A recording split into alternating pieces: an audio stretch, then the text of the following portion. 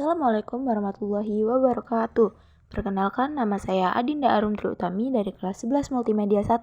Di sini, saya akan menjelaskan tentang pengukuran bidang pandang dan sudut pengambilan gambar. Yang pertama akan saya jelaskan adalah tentang memahami pengukuran pandang. Sudut pandang merupakan suatu objek gambar yang mengambilkan luas area frame ataupun luas bidang pandangan di suatu objek tertentu dan latar belakang tertentu. Pengukuran bidang pandang terbagi menjadi 8, yaitu sebagai berikut.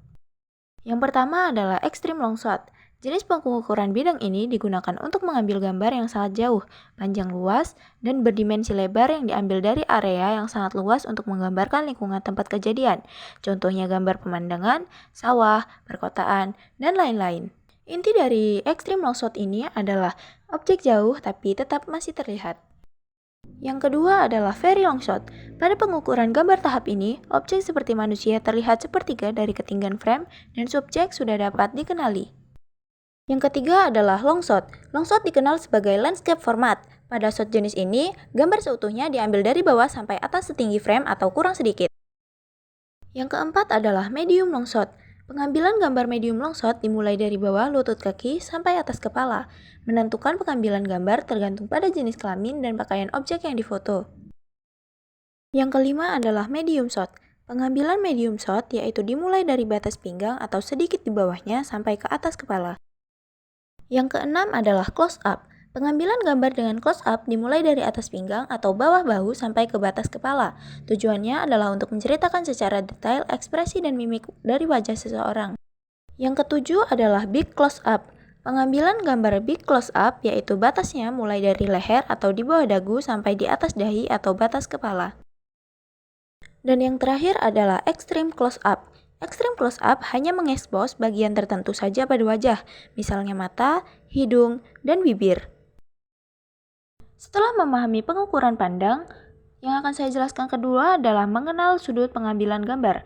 Sudut pengambilan gambar dalam bahasa Inggris sebagai camera angle. Sudut pengambilan gambar merupakan suatu sudut pandang yang mengambil suatu objek tertentu di dalam sebuah fotografi. Sudut pengambilan gambar terbagi menjadi 6, yaitu sebagai berikut. Yang pertama adalah eye level. Pemotretan dengan eye level, tingginya kamera pada saat membidik objek harus sejajar dan hasilnya biasa atau wajar. Posisi dan arah kamera memandang subjek yang akan dipotret layaknya mata kita melihat subjek secara normal. Yang kedua adalah bird eye viewing. Pengambilan gambar dengan pandangan burung adalah memperlihatkan sudut pengambilan gambar dari ketinggian atau bidikan dari atas. Misalnya pemotretan dilakukan dari tempat yang tinggi yang menampilkan isi kota, ramainya kendaraan, dan aktivitas di jalan lainnya. Efek yang ditimbulkan yaitu objek terlihat rendah, pendek, dan kecil. Yang ketiga adalah high angle.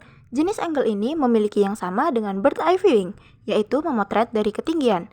Tetapi angle ini tidak se-ekstrim dengan bird eye viewing. Angle ini untuk menangkap kesan luas dari objek yang difoto. Yang keempat adalah low angle. Low angle yaitu sudut pengambilan gambar rendah. Foto yang dihasilkan yaitu membesar di bagian kaki dan mengecil di bagian badan sampai kepala. Yang kelima adalah frog eye angle. Sudut pengambilan frog eye angle memiliki tingkat kerendahan lebih ekstrim dibandingkan low angle. Pengambilan gambar dengan angle ini kamera berada di bawah hampir sejajar dengan tanah dan mendatar. Biasanya digunakan untuk memotret peperangan, fauna, dan flora. Yang terakhir adalah candid angle. Candid angle disebut juga dengan oblique angle, yaitu pemilihan sudut pengambilan gambar yang sengaja dimiringkan. Sekian penjelasan dan contoh yang dapat saya sampaikan. Saya akhiri. Wassalamualaikum warahmatullahi wabarakatuh.